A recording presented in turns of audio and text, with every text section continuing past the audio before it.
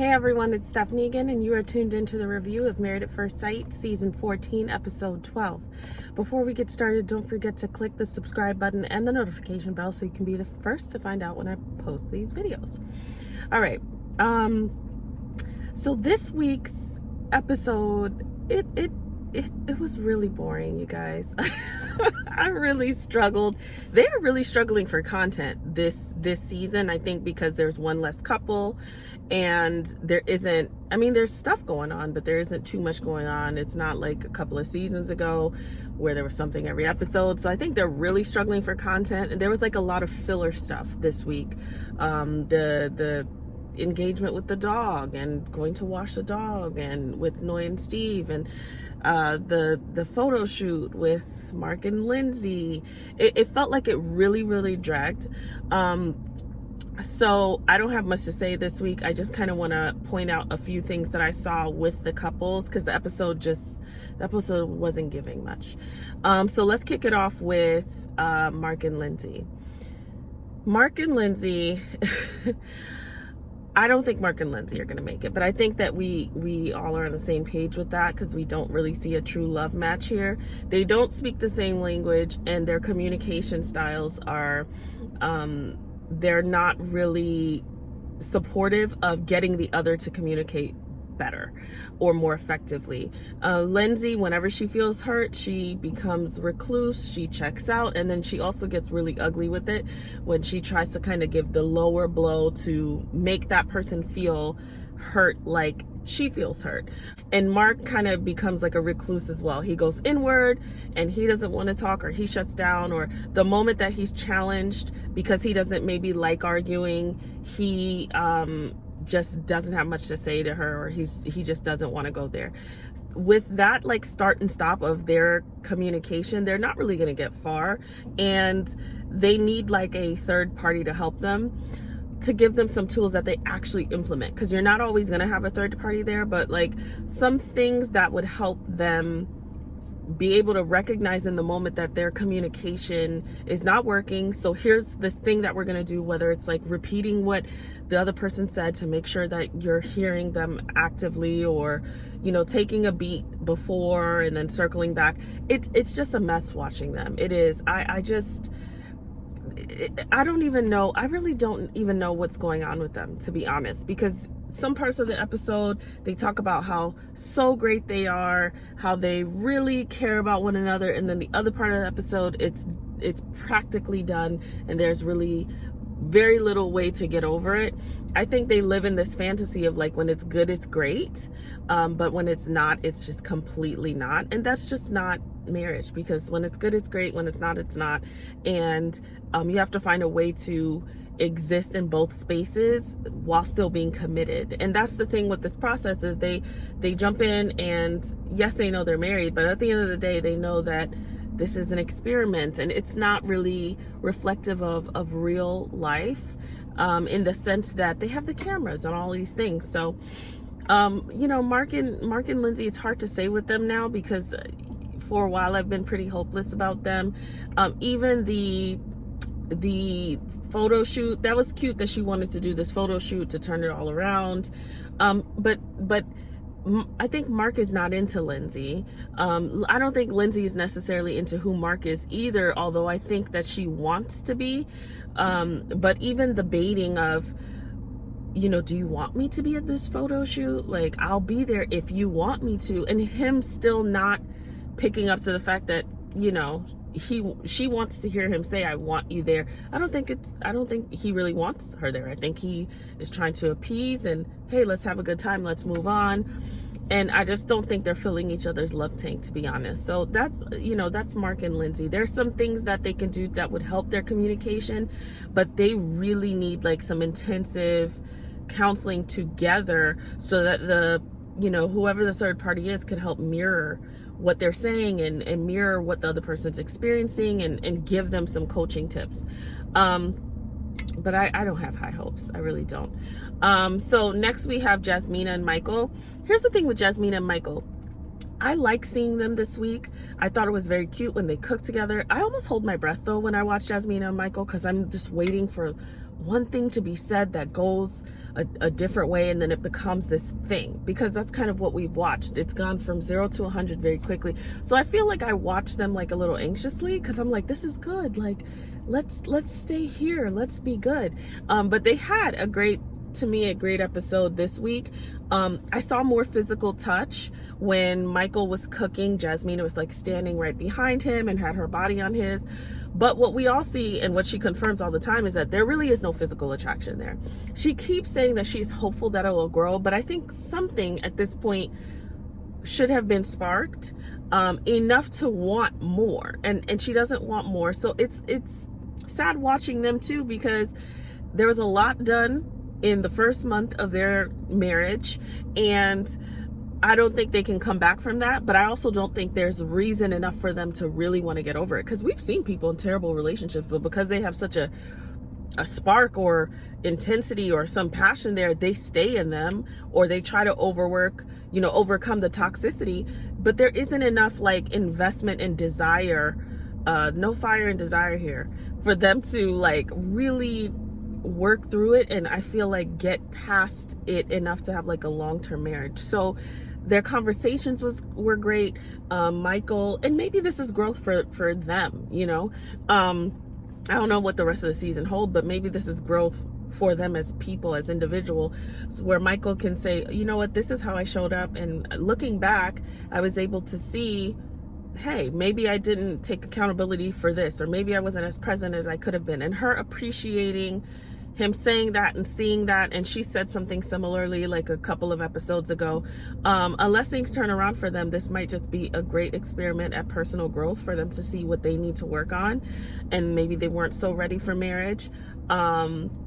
But there's nothing that really rocked the boat. I did enjoy watching them. I mean, because we're watching the show, right? So they gave us something good to watch, something like very chill, and it was fun to just have them. They joke a lot. I will say that I could see them as like good friends when they get comfortable with each other. It's not friendship at first sight, but for what it is, I can see them as good friends, because they do seem to enjoy each other, like joking and having a good time. The physical component, the romantic component, is incredibly important. It's the thing that takes it from friendship to more like a romantic love, but also love and romance can be friendship set on fire. So if they get that little spark, we'll see. But right now I'm not seeing it, and she said she doesn't have it. So that is Jasmina and Michael. Next we have Katina and Elijah. So Katina and Elijah, they had a conversation off camera where they're able to discuss the dating app incident, and she discussed it with her friends, he discussed it with his mentor, and they put it to bed. They had a conversation. She apologized for it. He was able to accept her apology and move on rather quickly. I will say this, even though I have my reservations about Elijah and the way that he responds, and I have my reservations about Katina really standing up for herself, and the fact that I don't really necessarily think they might be the best for each other as we're seeing it. That is also a great example of marriage, because everything that happens, even to a couple that is a great couple and happy and connected, some people can get out of pocket. I mean, some people can get out of pocket, and some things can be said that shouldn't have been said, or done that shouldn't have been done, and you have a conversation and you really deal with it inwardly, and then you move on, because the alternative is what? Not to be together, So that's the one piece that I'll take from their relationship. I mean, we're watching them as they are on this show, but really in real life, that couples do that all the time. So it's like, the reality is you have to decide what your goal is, and everything stems from that goal. Is the goal to continue to be together? Yes. Then we're going to do things that are aligned with continuing to be together. And that's just that on that. It doesn't mean it's fun. It doesn't mean that it's a great conversation. It doesn't mean that the way we responded were good ways to respond. But that doesn't really matter, because at the end of the day, we're going to put this to bed, and we're going to keep it moving. So that's what they've done. I will say that is just reflective of real life. So I can give them a gold star for that. Do I think that they, are great together? I think we will see, because there's a lot of things that need to be worked on there. The one thing I will say about Elijah and him meeting with his mentor, So the thing that I've said with Elijah one is that there's like passes given for how he responds, and we say, oh well, he's passionate, or just let him Elijah one be Elijah one, and then he'll come back an hour later, or sometimes he just says a bunch of stuff in the moment and he circles back. And people have pacified this person because they don't know how this person's going to respond, or they just let him do whatever, and it's not okay. So I partially enjoyed the conversation with his mentor, because his mentor was like, hey, you got to watch the things that come out of your mouth, and sometimes walk away, etc., etc. But I feel like he didn't really hold him like as accountable as I wanted to see. Like I was like sitting there like, I want a little bit more, because it just felt like it felt like partially holding him accountable, but also partially pacifying him. Like, yeah, I get it. You get upset. You're passionate. Yeah. It's like, it felt like a bromance, instead of saying, I get that you're passionate. I get that sometimes you say things that you shouldn't. Yeah, he did say watch your mouth, but what I would have liked to see is you need to get to a point where you can control yourself before you have to take anything back. Before you have to circle back and say, hey, I shouldn't have said that. Hey, I shouldn't have done that. There are moments that, yes, you're going to be upset and you're going to say particular things. Those should be few and far between if you have self-control. If you don't have self-control, then you're going to have to circle back every time there's an argument. And all that shows is that you have not yet acquired the skills to really engage in a healthy and adult functioning relationship that could foster longevity and growth. So I wish he would have said something along the lines of like, I get it, be careful what comes out of your mouth. Yeah, you have to come back and maybe apologize, but you need to work on getting to a point where you can control yourself enough to not have to circle back every time. Because then your apologies are meaningless, which she's already starting to feel, because Katina has said in other segments, hey, we talked about this and he reacted the same. So it hurts me that there has been no change. So I wish his mentor, especially from a male perspective, could have held him to the fire a little bit and not like, kind of brushed it under the rug and kind of like threw it out there, but didn't really stick with it. That's what I would say for him. Last but not least, we have Stephen Noy. How many times have I said Noy is annoying this season? Listen, couple things on Stephen Noy. Steve said, hey, we need to come up with a game plan together, know what we want, what's the plan here. If I do get a job, then do you like nice things? Is that what you want? Or then I won't be able to have the energy to dream and do other things. Steve, you should have came in the game with a plan. Now, I've given Steve some passes because Steve clearly has some savings. He's not like this just random, I'm not doing things, I don't have things structured. That's the way he's been presented, but he has said, hey, I have savings, I have this, I can do this, I take care of this. And Steve even said, hey, I contribute 3 to 4 times as much. I don't know if you guys caught that, but he said that in this episode. So Steve is not some bum, but Steve, you needed to come in with a game plan. Like, as a man, as a leader, you need to come in with a game plan, because she's looking to follow. Like, she wants something that is more traditional.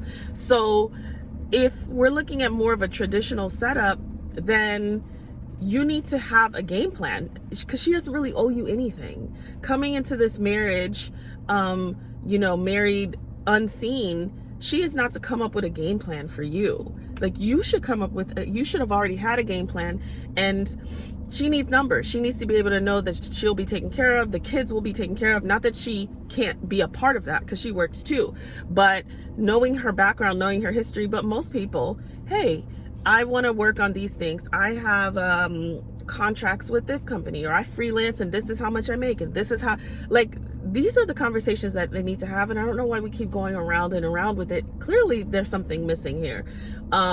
Maybe she doesn't know how much you have in savings. I don't know. But like, expecting to come up with a game plan together on what type of life you want, when you didn't come in with any plan individually where she could base that off of, it's hard for her to see anything other than being uncomfortable with the unknown. It's not for her to come up with a game plan for you while you're kind of saying, hey, I will do X, Y, Z while we're coming up with a game plan. Say what it is so she knows what it is. On the flip side, Noy is really she's really she's gonna miss out on something good if she doesn't improve her flexibility. And it's not just with the job thing, the cleaning thing. She looks so so immature with not wanting to clean because she works and he doesn't, and he's already doing the majority of everything. I don't think if it was on the flip side, if he worked and she didn't, that she wouldn't want him to contribute to some housework. Maybe, yeah, she might do more because she has more time freedom, but I don't think she would sit there, especially when you throw kids in the mix and how much energy they take, that he works and he doesn't have to do it. So she's kind of bratty in that conversation where she just doesn't want to clean the bathrooms. Noah, you worked before and you lived on your own. How did you clean? Did you clean? Did you eat? Did you do certain things? Yes, you did. He's not some houseboy just because he's not working. He takes care of your dog, which is, I love that he said, this wasn't a responsibility I brought into the marriage, but I'm showing that I'm going to be a part of it. I know I wouldn't sign up to take care of no dog. That's just for me. I'm not doing it. I'm not interested. She's putting him through these things where he has to do certain things. They have to have 3 kids, but she cannot be open-minded to anything. And it's not specific to the job thing. Because some people, and I've read a lot of the comments, some people are like, he has to have a job. There's nothing wrong with her not having a problem with that, which there isn't. But when you get married, you start noticing that there are areas that you didn't know that only show up when you're married that require flexibility or a variation of you, or for you to kind of engage in a picture that you didn't necessarily paint. It might be a great picture, but it's just, you can only go based off of what you know for so long. And now you introduce another person into your life and you're building this life together, which brings in variables that you may not be accustomed to. And you can choose to love it or leave it, but they're there. She is very specific about him taking on the things that she wants, how she wants it. However, she's not flexible for anything, and she cops an attitude and shuts down. She's really immature. Her shutting down and saying she doesn't know if she wants to live with him after decision day, and she won't say why, but then she's talking to her family member about it. That conversation should have been had with Steve, and just be honest about it. I mean, we had a conversation already when you shut down and left. Then she's doing the same thing on the couch, and they're talking about moving, and him really saying, why not? We're already married. I want to live together. Like, this is what you wanted, and you're really sabotaging it.